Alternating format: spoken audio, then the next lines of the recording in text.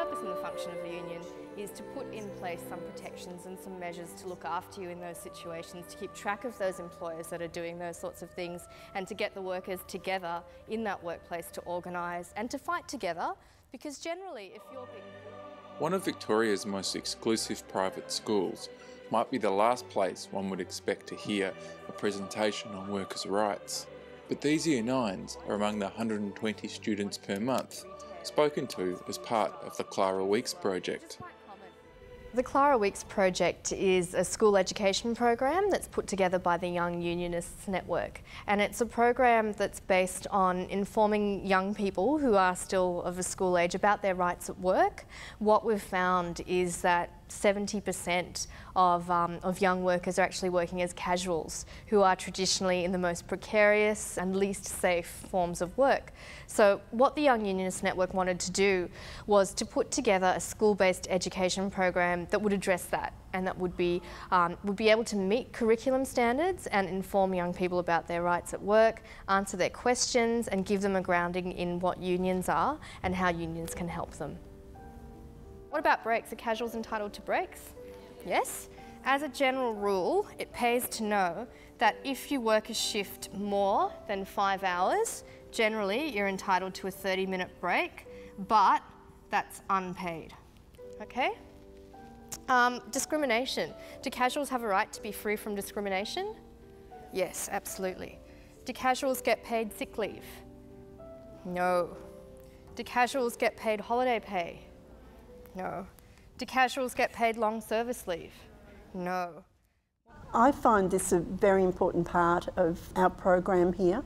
I think it's really important that we have that balance of students understanding that they have rights in the workplace and that they are protected, and some of the steps that they can take in order to make sure that they are protected.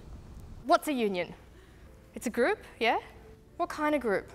Yep, fairly straightforward. A union is formed when a group of workers who have similar interests in the same industry or in the same workplace get together and contribute to fighting for better rights, better conditions, better entitlements, those sorts of things. People that work in retail have a union, people that work in hospitals have a union, so there's a different union for different industries and different workers. And the way that it works is through a very simple principle called collective action.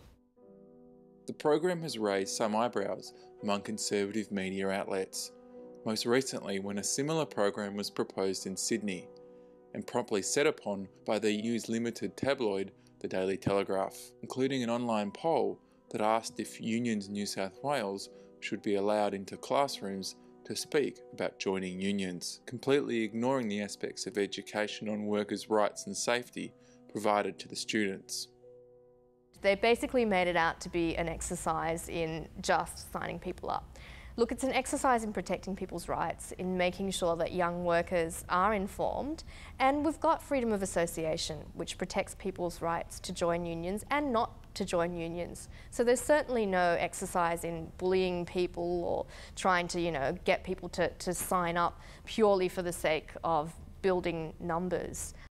While there has been no such reaction by parents at Direct College, for Lynn Bennett, the benefits of properly informing the students far outweighs any potential knee-jerk reaction that may happen in the future. A lot of our parents here are self-employed or work in pretty big corporations. So yes, I'm aware of that, but then I can also say, well, wouldn't you want your daughter to make sure that she was protected in the workplace? And I see it as part of my obligation as part of their careers program. Common illegal practices. This is the stuff that goes on in the workplace all the time that's against the law and that you need to know about. The first one, unpaid trial work, is really common, especially for young workers and especially in industries like retail, hospitality, fast food, those sorts of things. They can't pay you below the minimum wage. We've talked about the minimum wage and youth rates. Illegal deductions, we started talking about that at the beginning when we had our discussion about superannuation. We know all about discrimination. The Clara Weeks program also fulfills vital aspects of the secondary school curriculum. School curriculums, not just in Victoria, but in other states and territories, do include information about occupational health and safety, about workplace rights and relations, about responsibilities in the workforce. So it stands to reason that schools would want to get a guest speaker in that is grounded in that information. And it makes sense to get people from unions because, of course, unions fought for those rights and entitlements that workers have. So it's definitely not a case of unions, forcing their way into schools or being pushy about being included in guest speaker programs. It's quite simply a need that already exists in the curriculum, and we can meet that need. My role as careers counsellor here is to prepare students to be able to slip into the workplace, to be able to understand how the world is operating out there. One of the interesting things that came out of the discussion that I had with them after was that they didn't even understand what the union movement was.